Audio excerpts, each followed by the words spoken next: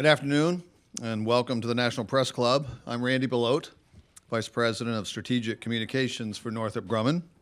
We'd like to welcome you, and thanks for attending today. As most of you know, we've been focusing our media activities here on our 4 pillars, or our key capability areas: unmanned, cyber, C4ISR, and logistics.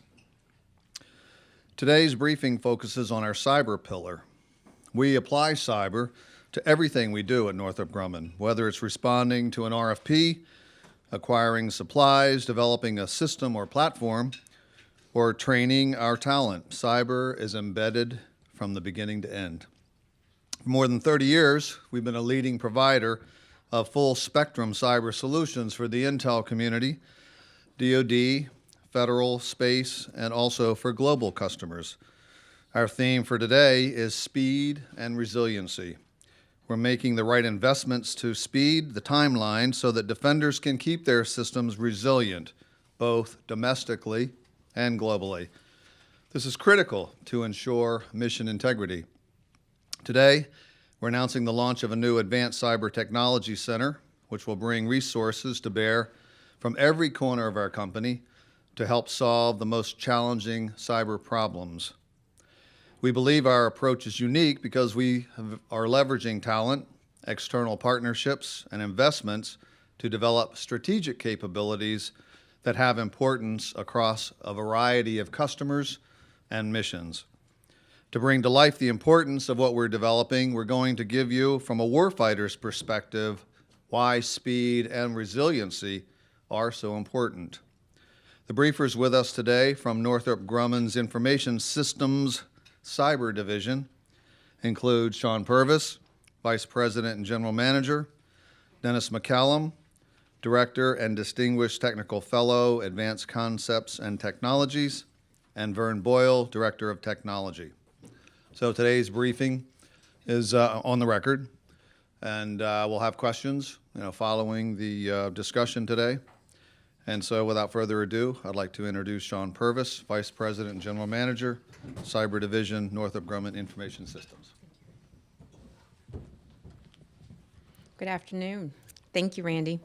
As Randy mentioned, my name is Sean Purvis. I am the IS Sector Vice President and General Manager for the Cyber Division, and it's my pleasure to be here with you today. Our topic today is cybersecurity and the cyber defender. We know this has received a lot of attention lately, but we want to broaden the discussion and give you a glimpse into a couple of the unique approaches and investments that Northrop Grumman has developed to support our customers' cyber missions. We are an increasingly cyber-dependent society. I think that goes without saying. Ensuring that we have trust and resilience in our networks is critical, now more than ever. Vulnerabilities in our information infrastructure pose significant threats to our national and economic society. Everything that we do, the way we learn, the way we communicate, how we transact business, produces and depends on digital information. And as we have already seen, threats will continue to grow in frequency and sophistication because our adversaries have automation on their side. And they are employing new technology and techniques, including cloud and mobile computing, big data analytics, and artificial intelligence. With a broad range of government and private sector entities increasing the amount of information transmitted digitally, there are new cyber threats to all sectors, areas like electronic, power, oil and gas, transportation, financial services, government entities, to name a few. Besides the threat to the financial and government information security, operations and safety can be compromised, and cyber threats can and have changed the battlefield dynamics.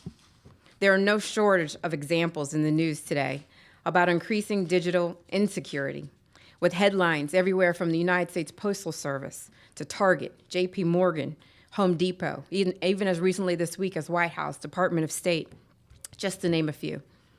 Several years ago, information security was about building a firewall around that network and simply watching that audit log to see who was trying to come in and catch a glimpse of the attempts to hack into the infrastructure. But today, there are millions of points of entry. They're embedded throughout not just our companies or agencies, but through the entire supply chain. Critical warfighting capabilities are reliant upon software-intensive and network systems. So as we look ahead to 2020, society will employ even more devices that can connect to systems and each other. We will have far more sophisticated cyber adversaries. As the Internet of Things brings many benefits, it also creates a significant amount of vulnerabilities. Threats can occur at any point along that chain that we mentioned. So the message about being more proactive and being more resilient. As a leading provider of full spectrum cyber solutions to the federal government, we know firsthand how the variety and velocity of threats and the motivations behind cyber threats are increasing in sophistication and in numbers. No matter the target, we must view each threat as having an impact to our national security. Our company is trusted to secure some of the most high-risk networks and infrastructures for our customers. We are leveraging that high-end expertise to benefit all of our customers. A number of you in this room and online were part of the discussion that we had here last year regarding the embedded cyber paradigm. And today, I can say with great confidence that this is one of the most critical focus areas that Northrop Grumman can make in support of our customers. We're building cyber into everything that we do. We're investing in today to anticipate the infrastructure vulnerabilities that are presenting themselves tomorrow. We raise issues around how to keep all sectors of our world safe from cyber attacks. It brings to light the need to get the best minds together to address this challenge. And we've been doing just that more than 30 years. Whether it's pursuing innovation in layered defense, automating threat detection of digital systems vulnerabilities, securing the battlefield or the digital economy, or developing talent and tools for responding to threats to steal our intellectual property, disrupt our digital economy, and destabilize global security.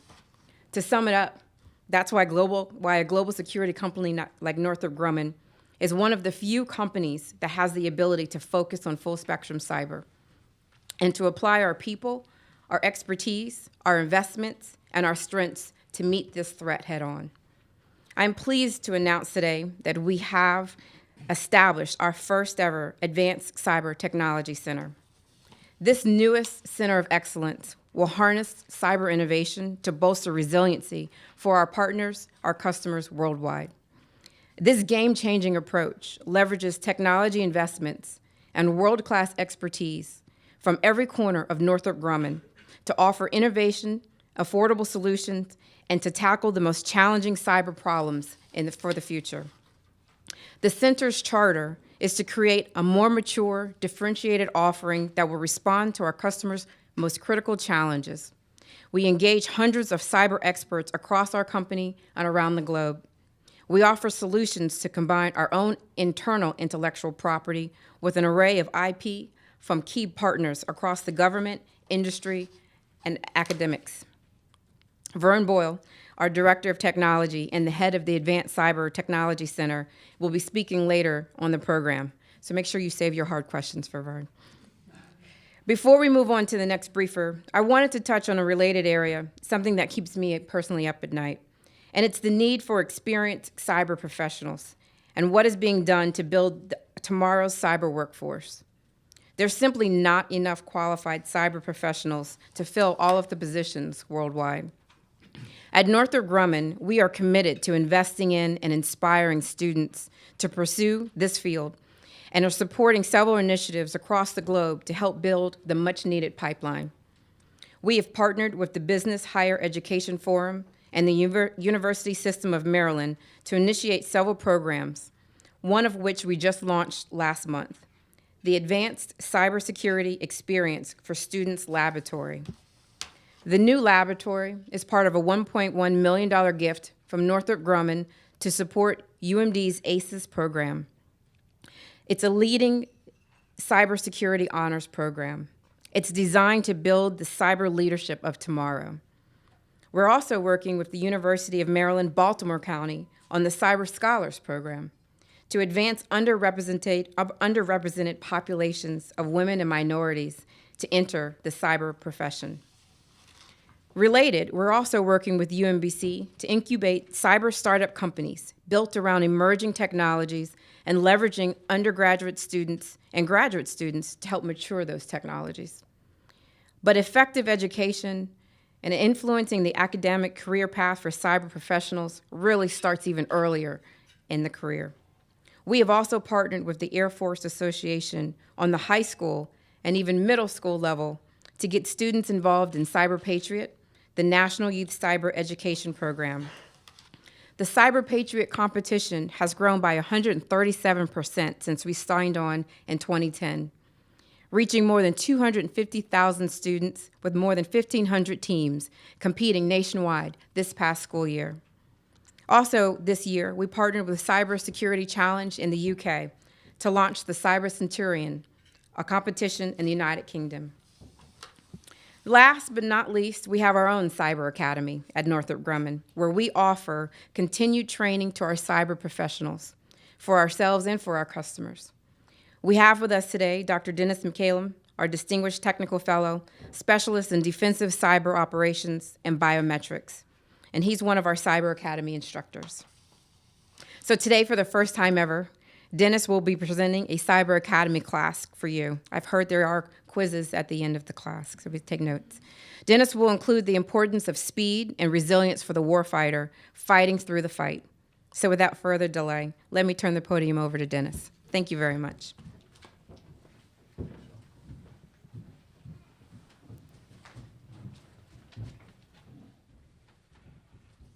Thank you, Sean. Hello, my name is Dennis McCallum, and I'm very pleased to be here today. You kind of have my bio in your packages, but during my career at Northrop Grumman, I've been with electronic systems at corporate and at the information systems, where I helped develop software for radars that tracked missiles coming off aircraft, situational awareness displays that looked at satellites, and looking at increasing the time of identifying signals for some of our electronic warfare systems. About 18 years ago, I started to look at resilience in large radar systems, while electronic systems shortly thereafter moved down to the information systems area and helped start the first cybersecurity group at that time. This all brings me to today, where I'm a distinguished technical fellow in our cyber division, an instructor in the Northrop Grumman Cyber Academy, where I help co-design some of the curricula, and a member of the Advanced Cyber Technology Center. My expertise, as Sean said, is primarily in defensive cyber operations and biometrics. I guess the better way of putting this is I'm the old guy, which everybody says was distinguished with a more politically correct term. But today I really want to turn the tables on you for a change, give you an idea what it's like to sit in a cyber operations center, and do that by showing you some of the things that you may not be thinking about in this domain. Things we've developed that make your job as a cyber defender a lot easier and more manageable. And I'm going to give you some insight into 3 areas that pop up all the time and introduce you to the way we've been working to address those 3 problem areas, and that's the timing issue, being able to visualize architecture, and how we're providing training. And there will be a quiz, so stay alert. So why do you need cyber training in the first place? What does a cyber defender really do? I mean, what's your daily job here? So for this class, let's all be those frontline cyber defenders that are sitting there looking at this information that's hitting you. Think tanks and media companies present a lot of analysis on what the state of the practice and the state of the art is at the present time. More and more things are coming online, and they're getting connected, and that gives us this big data problem. And at the same time, we've got the threats that give us the variety, velocity, and volume of information that we get to process out there. The demand for the cyber analyst is increasing, but the jobs tend to go unfulfilled because there are just not enough skilled people to be there. So as you sit down at your terminal this morning, you're looking at these kinds of odds. The threat kind of has numbers stacked in their favor. You have a 1 in 2 chance of getting enough information to be able to do anything. The breaches are becoming more extensive, the frequency is increasing, and we really have a time problem here. We got a lot to do, and the stack just keeps growing for us. And that leads to a conclusion here. Chances are you don't have enough time. The number of attacks per week is increasing, but your staffs remain relatively the same. So the workload increased faster than you expected it to, and it's taking longer to resolve things. There's a well-known way the adversary goes about designing and developing a targeted attack, And look at the access here at area number 2. This is between 2 and 6. This is where somebody breaks in, and at 6, this is where they actually do the mission. Those are 2 separate things. And all this time down here, I'm running around inside the system, you know, looking for the defender, or looking for the attacker, because my job is to make sure nothing happens at this point. So let me drive this home a little bit more. For Target, that was a point-of-sale attack. There were 40 million credit cards stolen. Variants of the malware that were used on there were available on the internet for $2,000. The attackers had somewhere between 2 weeks and several months of unmolested time running through the system. $140 million was spent on new point-of-sale terminals and on new cards. Home Depot, 56 million cards compromised. 5 months of unmolested running around inside the system, estimated repair costs of upward $62 million. For JP Morgan, 80 million account holders had information leaked, several months of data exfiltration. Everybody was going low and slow there. It took a long time to find it. This is all about money lost. But what if this was lives? What if the radar could not see something? What if the aircraft could not detect something? What if the communication lines were blocked? For starters, this is all about time. We're in the same threat continuum. Does not matter where the final place is, whether it's here or whether it's in an airplane. This is all about the time issue, the time the threat has to be on station, the time that you have and don't have to respond effectively. So the temporal issue is a big one, so let's take a look at this. This is what the threat does sort of at a high level. If you start on the left-hand side and work your way to the right, it's various steps that the adversary will go through to plan an attack, do the proper research, affect the attack, do the mission, take the data out, clean up, and leave.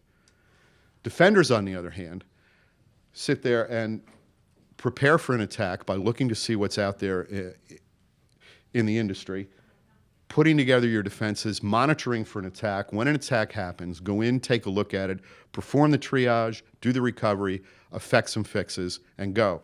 But what happens in here, if you look at the boxes, there's some undetected time.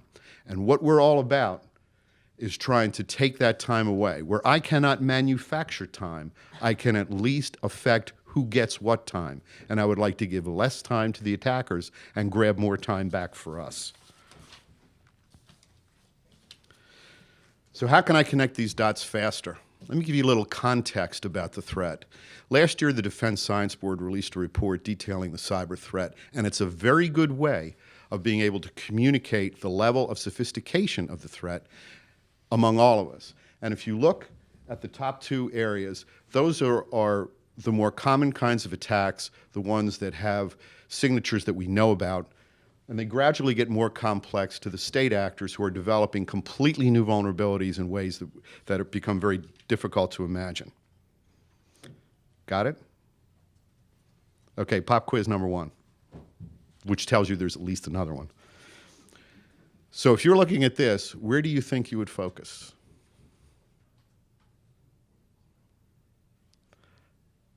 I get to help you out now. Immediate goal is to take time back where you can. If I know everything in this region, and that's, I know the signature, I know what to expect, I know the vulnerability, and I know the fix, why not automate this? But where I need to automate this is in a proper context that I can measure. So what we've done is we've combined this automation with the SANS 20 critical security controls. Now, why did we pick the SANS 20?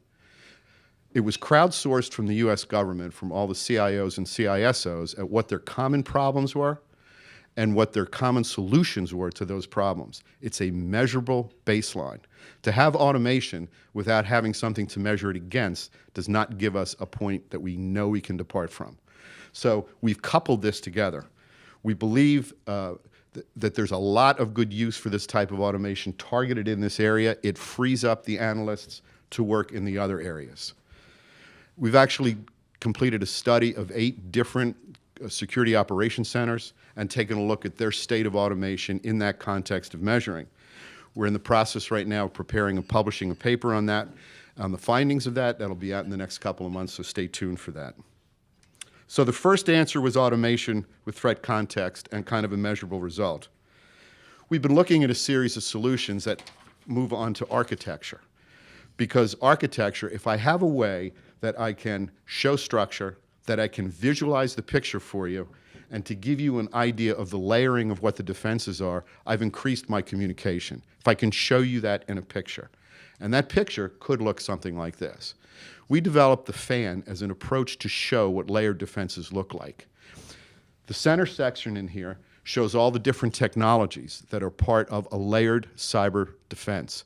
On the outside wedges, those are the areas that provide the monitoring and control and the kind of threat analysis you look at before you go in and do all your control. For instance, if you look down the left-hand side of the center, you see IA and CM, Identity Access and Control Management. That controls your ability to be authorized to enter those different levels of the system. Okay, got that one? So I have a mechanism here of being able to communicate. So quiz number 2, what do you think that tells you if I was to go show that to you? This is an effective way of being able to communicate an attack. What happened here was I got an alert. My identity access at the perimeter and at the endpoint told me somebody broke in. There's a problem. I fused that alert down here where my data security was and saw that the integrity of the data was a question. And my data loss prevention over here, I noticed something going out. I was able to stop this attack because I knew what was going on. But more importantly, I'll bet you understand it by looking at the picture. And it's a lot easier to understand when you put it in the context of a visual. So we've been using this effectively to talk to our customers and to scan and look at the cyber defenses and have a really good way of see how all these pieces play together. So what else is there besides architecture and automation? How about the right education? We designed the Northrop Grumman Cyber Academy to be a critical component of our company's cybersecurity strategy and to increase the level of both foundational and specialized knowledge in cybersecurity. We want to increase awareness and supplement the many available theoretical courses with real hands-on type courses. Cybersecurity is always on our minds. We are training our employees. It helps our employees think about doing their job better and maintaining a high security profile for anything we design, develop, and deliver. And we do this training in a virtual environment so that we can keep the data real. We have 4 levels of courses: foundational awareness, the basics, advanced study, and simulated application. The courses cover cyber strategy, cyber engineering, and cyber defense. As an example, our Cyber 101 course provides a comprehensive view into the tools and techniques that are used and then ways to go about understanding how they might affect a system. The Cyber Secure Architecture Analysis and Application course has students understand the wide range of direct and indirect requirements for an effective cyber defense solution, and then to map those onto the views like you just saw previously with the fan and communicate those cyber defenses to people. And finally, as we stand up solutions from our research, we develop courseware to help analysts get into the temporal impact.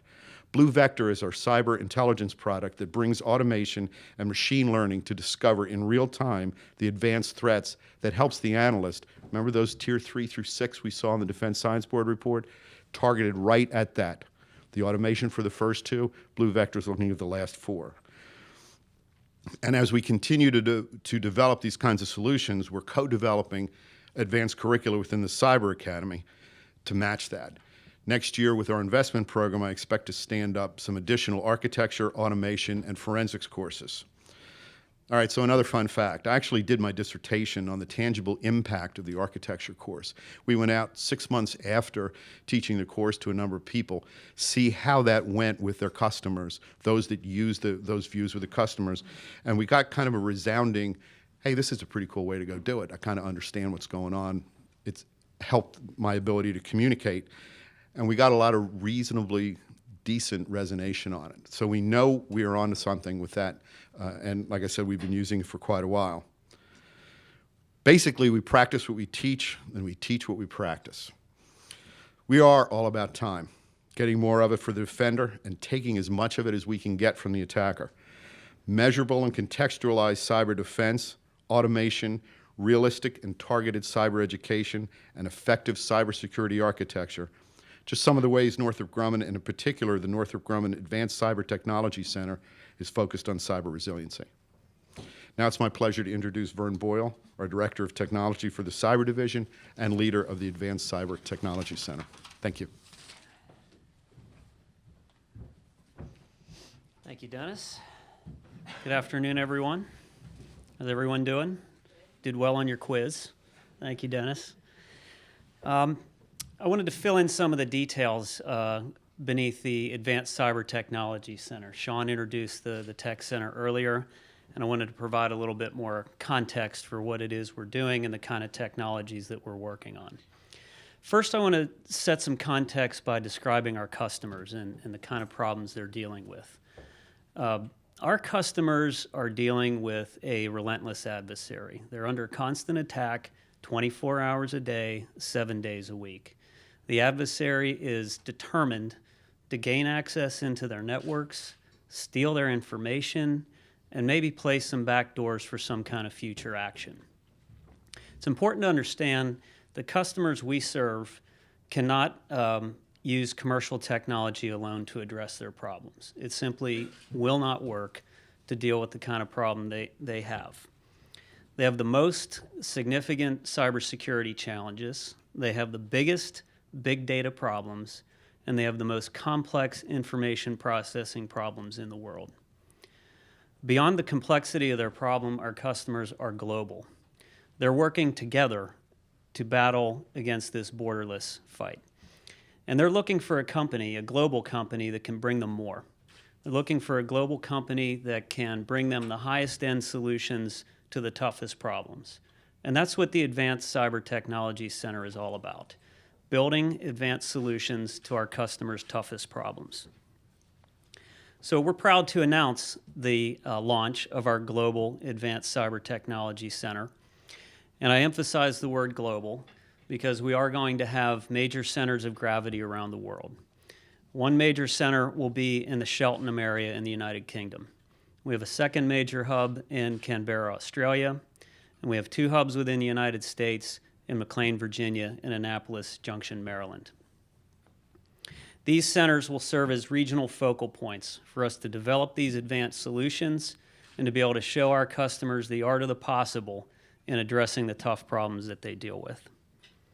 Let me fill in a little bit more about the solutions that we're building inside this center. First, we're creating secure solutions to protect and defend our customers' most critical systems. We're focused on embedding resilience into their networks, into their payloads, into their unmanned platforms, and into their manned systems. Ultimately, we expect our solutions to allow our customers to preserve their mission-critical functions while the adversary is inside the system, essentially operating through the attack, including insider threats. One example that we're working on is a new concept to create what we call disposable cyber systems. This is a concept that would allow our customers to move faster than the adversary, get over the time issue that Dennis mentioned earlier, and to be able to essentially build single-use systems that can be used one time for a mission and restored rapidly afterwards. The goal with this type of a concept is to make it very hard for the adversary to first understand what your system is, and if they do gain access, make it very difficult for them to persist or move inside the system. We're also focused on automating security operations and cyber intelligence processing. You heard Dennis mention one of the pervasive challenges that our customers deal with. Too much information, too few people. So we need to work on the analytics, on the automation, to help focus the operators on the analysts on what the real problem is. So we consume a lot of the information, we develop analytic algorithms, we automate the discovery of what the problem is, and using our intelligence processing analytics, we can help the operators focus on the highest threat issues first. That gets them out in front of the threat and really minimizes the impact that the adversary has on their systems. We're also working on trusted mobility solutions. So this is a capability that will allow our customers to access classified data remotely using commercial mobile technology. We have solutions that are deployed and in use in the field, and we're going to continue to build on that and really unlock the power of mobile computing for our customers. We're building high-end analytic algorithms that are able to detect and defeat the high-tier threats that you saw Dennis mention in the defense science board outline. One example, we've operationalized machine learning for net defense. So this is a capability that's able to find and defeat zero-day threats in a matter of seconds without the use of signatures. And if you're familiar with commercial technology, this is a game-changing capability that fills gaps in the commercial technology that our customers are using today. In addition to protecting and defending our mission-critical systems, we provide our customers with a range of full-spectrum cyber capabilities to fight back. And while we can't discuss the details of all these capabilities, it's important to understand that defensive solutions must combine with other full-spectrum capabilities in order to help the customer get over some of the more significant issues, and we work hand in hand with our customers to develop those kind of solutions. Inherent in this space is the ability to process massive volumes of information and discover the important data elements from that massive stream of data. So we're focused on high-speed streaming analytics. We're focused on big data mission platforms that can process data faster and more accurately than typical commercial systems. These platforms host sophisticated analytics that can discover information, can do automated decision-making, can do mission planning, battle damage assessment, course of action selection, and command and control of the systems that we're building. Now, it's unlikely that you're going to hear much about these solutions, but we continue to work these as a trusted mission partner with our customers. The last thing I wanted to touch on about the Advanced Cyber Technology Center is the talent and the partners that we have inside. As I mentioned earlier, we have talent around the world that are contributing to these solutions. We have teams of engineers that are in these centers in Cheltenham, Canberra, McLean, and Annapolis Junction. These engineers are linked together, and they're working to solve these problems as an integrated team. Across the company, we have a staff of over 2,400 cyber professionals that are innovating inside the Advanced Cyber Technology Center. And beyond our own staff, we work with industry partners and academic partners in these key regions to pull their capabilities through and make them part of our solutions.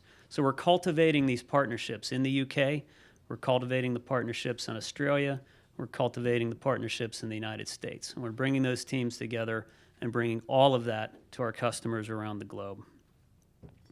So you'll be hearing more about the ACT in the future, but I think you will see Northrop Grumman on the forefront of our customers' toughest problems, and you'll see us developing the highest end solutions out of our new Advanced Cyber Technology Center. So I believe that completes our prepared remarks, and we will take questions now. So I would ask if you have questions, if you would just state your name. I'd ask if you have questions, if you would state your name and affiliation, please. Into the microphone. Tal Kopin from Politico Pro Cybersecurity. I have a couple questions. One, the disposable systems that you were speaking about, just if you could expand on that a little bit, is that something that would be sort of a standard practice that you're always using, or is that something you put into place sort of once you notice a threat? And is that something that can sort of scale widely, or is it just, something you might deploy on certain critical systems? And then on the topic of fighting back, is there any concern about running afoul of sort of what is permissible, and how do you sort of stay within the lines of what is allowed in terms of active defense or whatever we're calling it these days? Okay. I can field those questions. So our vision for disposable cyber systems is that would be a standard way of configuring cyber systems and making them resilient against a wide variety of attacks. Using it in practice, there may be some variation of how it's used. Maybe it is only used on mission-critical systems. Maybe the time window in which it gets used can be changed. There's a lot of flexibility on how the customer could deploy such a capability as that. So that is our vision, is that it would become a pervasive way of making systems more resilient against the attacks that we're familiar with. Your second question, our role is to develop solutions and capabilities. The customers conduct the mission, so you would really need to speak to them to understand the rules of engagement.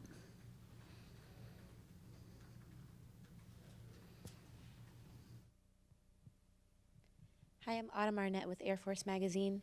You mentioned that it's a little bit different when there are lives at stake, but can you speak specifically to how this applies to cyber attacks on aircraft and warfighters? Sure. Would you like me to field that? You want to start? Yeah, I I'll can kick in. start and Okay. chime in. I don't want to hog all the answers.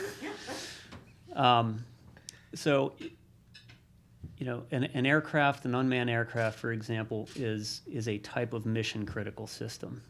So when we talk about making a system resilient, it means that the functions that platform is intended to provide our warfighters can be sustained regardless of whether a cyber attack is ongoing at the moment or whether it's occurred in the past.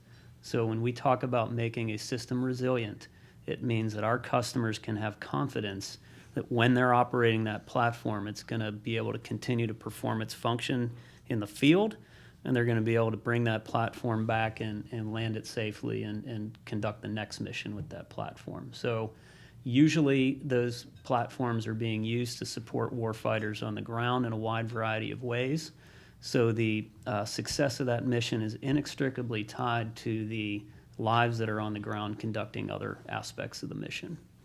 And if I can add to Vern's comments and put that in a kind of a visual context here, the Bruce Willis movie Die Hard 2 had a plane land at Dulles and thought the ground was here, but it was really here. So that kind of misinformation that could happen in a cyber attack, you would make decisions on that information, and those decisions you make may have lives in the balance. And that's just probably a good example of one case where that happened. In the movies.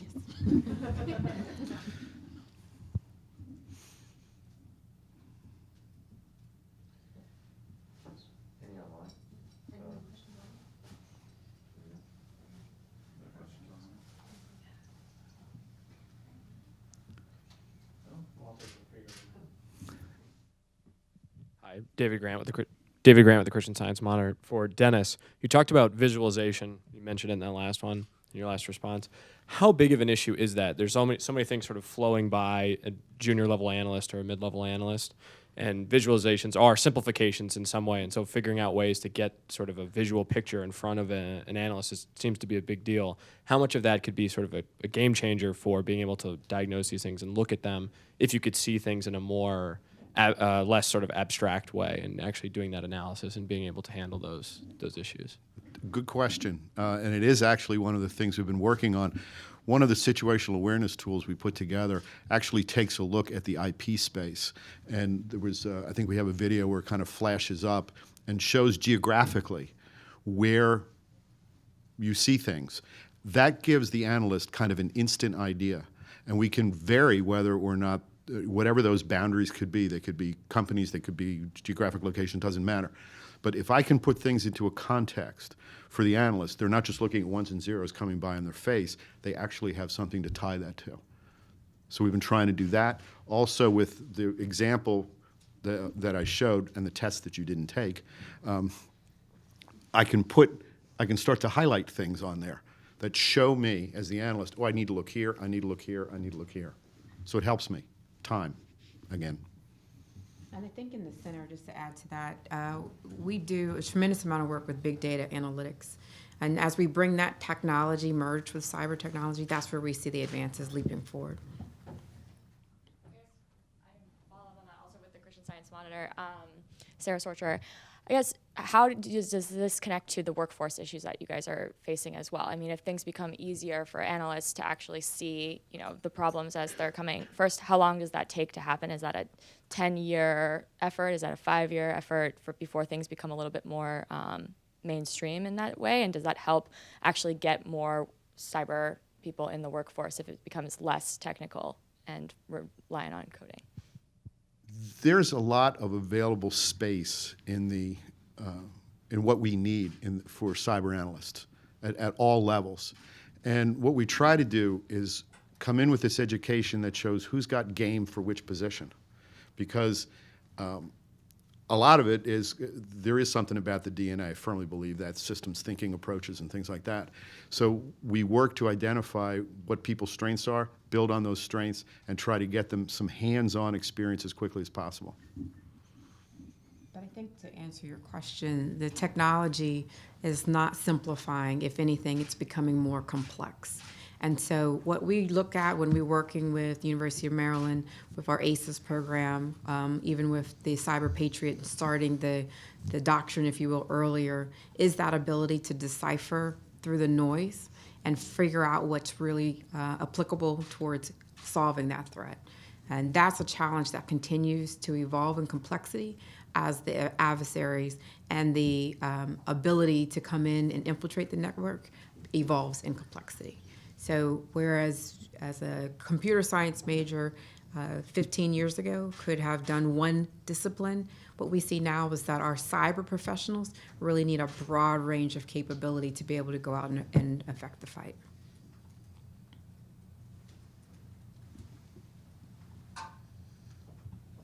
Any other questions? Hearing none, well, thank you for attending today, and be on the lookout for the next announcement that we'll have on a upcoming media briefing here, and would like to see you here then. Thank you.